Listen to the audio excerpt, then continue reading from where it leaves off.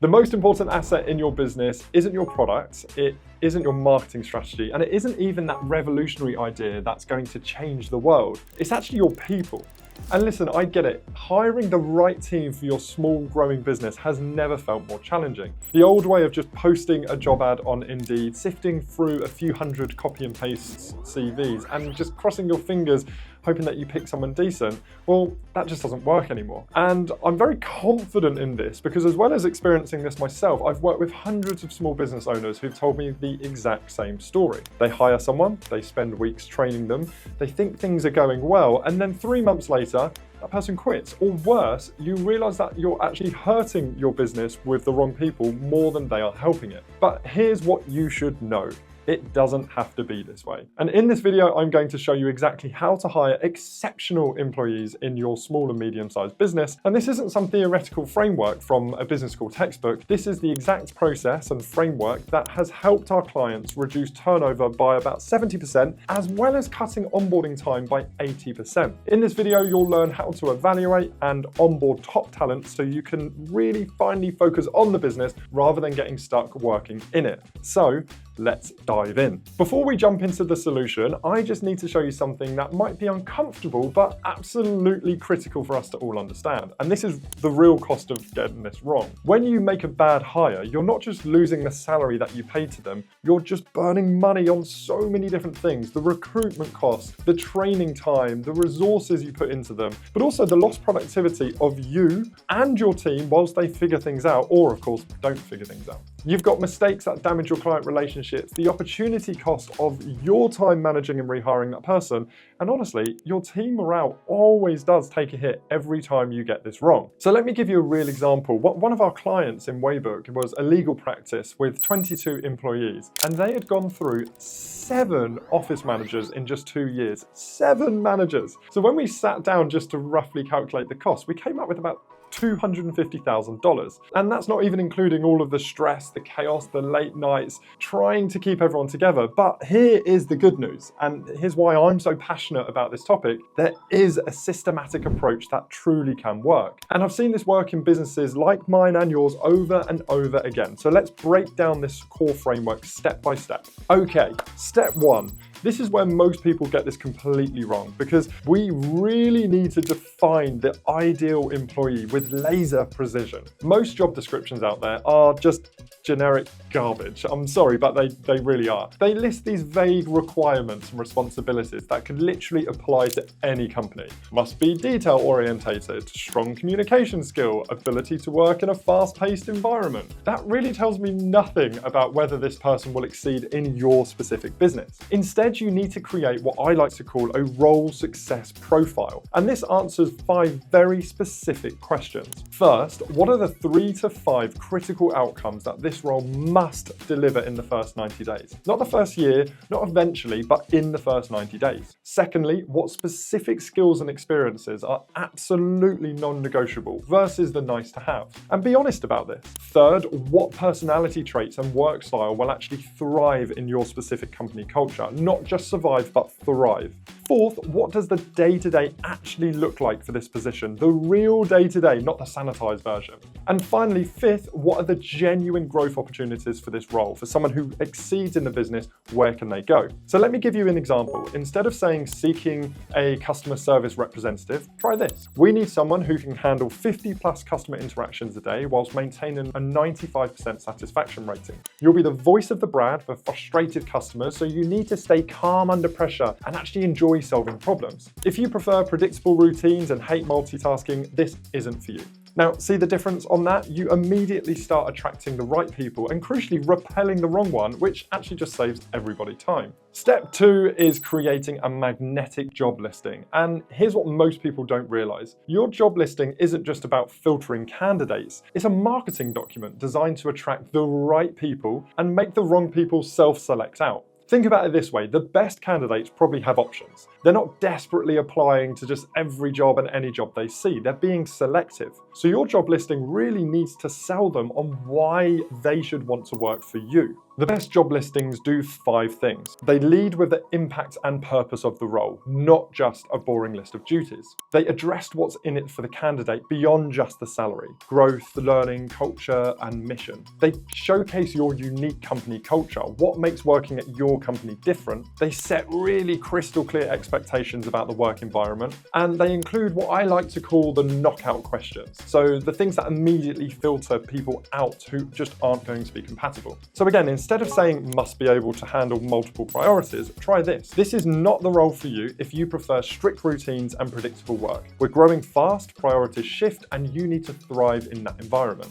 Now, that level of honesty up front saves everybody time and actually dramatically reduces those mismatched expectations that lead to early turnover, but also they really instill an excitement in the right candidates. Step 3, and this is crucial, you need to look way beyond the resume or the CV. Now, here's the thing about resumes. They tell you what the candidate has done in the past, and also it's a sanitized version of what that candidate has done and what they think you want to know. But what you really need to know is how they'll perform in your specific environment, with your challenges and with your team. To predict future job performance, I like to evaluate candidates in 3 dimensions. First is the skills assessment. So we like to create small but realistic tasks that mirror your actual job responsibilities. If you're hiring for a customer service team member, don't just ask them about difficult customer situations, actually stage a difficult customer interaction and see how they handle that in real time. If it's a sales position, have them pitch your actual product to you. Second is behavioral interviews. Now here we want to ask structured questions about past situations that will reveal how they think and operate.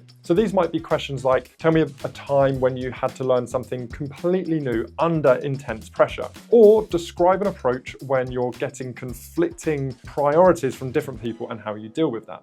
And the third dimension we look at is our cultural alignment. And this is where we see a lot of small businesses drop the ball. Now, it's really important to involve your existing team members in the interview process. And you can just pay attention to how candidates interact with everyone, not just you. How they treat your receptionist or perhaps your PA or EA, and how they engage with potential team members. Now, I've seen technically qualified candidates who were absolute disasters because they just couldn't mesh with the existing team. And I've also seen candidates with slightly less experience who became total rock stars because they just fit the culture perfectly and thrived in that environment. Okay, now we get to step 4, and this is where the real magic happens. Even great hires will just fall apart without proper onboarding. Now, if you think about this from a new employee's perspective, you're asking them to integrate into your company ecosystem, learn all of the specific processes, understand your expectations, and start delivering results, all while feeling like a confused new kid at school. Most small businesses completely wing this critical phase, and it's heartbreaking to see. They throw a new person at a desk, maybe assign them a buddy, and hope for the best. And the result is confused employees who either underperform or quit out of pure frustration. Now, this is exactly why we built Waybook, to transform that chaotic onboarding experience into a systematic approach that actually works. And here's what happens when you use Waybook for your onboarding. You can easily create a structured onboarding pathway that helps guide new hires through that step-by-step process of everything they need to know. You can just document all of your SOPs, your policies, your procedures, your systems into one centralized location so nothing falls through the cracks. You can even then build interactive training pathways that ensure that a consistent knowledge transfer, not just here, watch me do this once, but actually you can track their progress and their comprehension to identify any knowledge gaps that they have early before they become issues later on.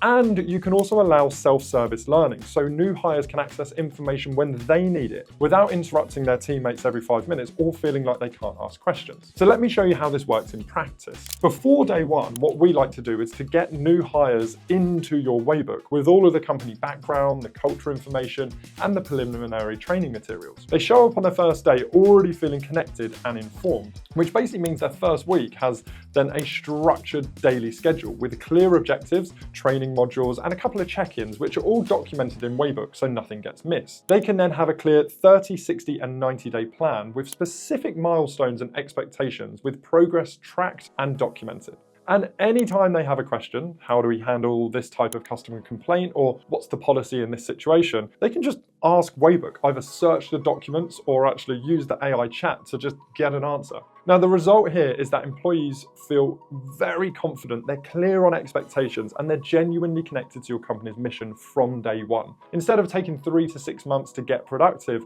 they're contributing meaningfully within weeks. And crucially, you can set this up once and then have that same consistent output for all of your new hires moving forward. Finally, step 5 is about retention, because hiring great people is just the beginning. Keeping them requires intentional effort. The best retention strategy has 3 components that just mesh and work together. The first one is having regular check-ins with a purpose. Don't just ask, "Hey Jimmy, how's it going?" Have a structured conversation about their progress against their 30, 60 and 90-day plan. Any obstacles they're facing and how you can help to remove them. Their professional development, their goals, and clarifying expectations in both directions. Having these conversations make them feel valued and also help you really understand how they're getting on. The second thing is enabling really clear growth pathways. Small businesses lose great talent because employees can't see how they'll develop and advance. So creating those growth tracks, showing skill development opportunities, increased responsibilities over time, perhaps compensation, progression, and genuine leadership possibilities. It makes sure that they're a lot more invested, excited, and actually become a growing force within the business. And the third element of retention is recognition and integration. Make recognition a consistent practice, not just an afterthought. Integrate new team members into the company culture through mentorship pairings, through team activities, and inclusion in decision-making and visibility with the leadership. Now, here's what I've learned after working with hundreds of small businesses. People just don't leave for more money. They leave because they feel disconnected or unclear about their future. They might just feel undervalued or actually not quite sure what they're doing there. When you address these 3 things systematically, retention becomes so much easier. So there you have it, the complete blueprint for hiring exceptional employees for your small business this year. If you implement this system, and I mean really implement it, not just think about implementing it, I guarantee you'll see a dramatic improvement in the quality of your hires, their performance, and also how long they'll stay with your company. The reality is that building a great team is the ultimate competitive advantage. It's what allows you to step back from working in your business so you can actually focus working on the business and driving it forward. It's what lets you take that vacation without everything falling apart, and it's what gives you the confidence to pursue bigger opportunities because you know that your team can handle it.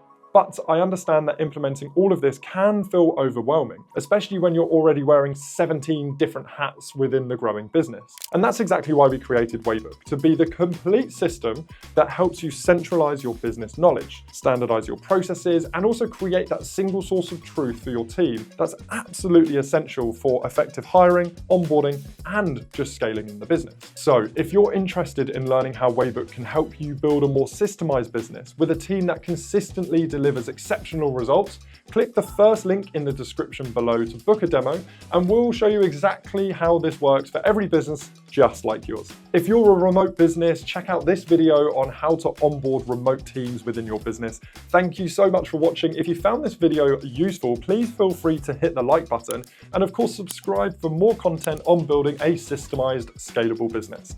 And until next time, I hope you enjoy some smooth scaling.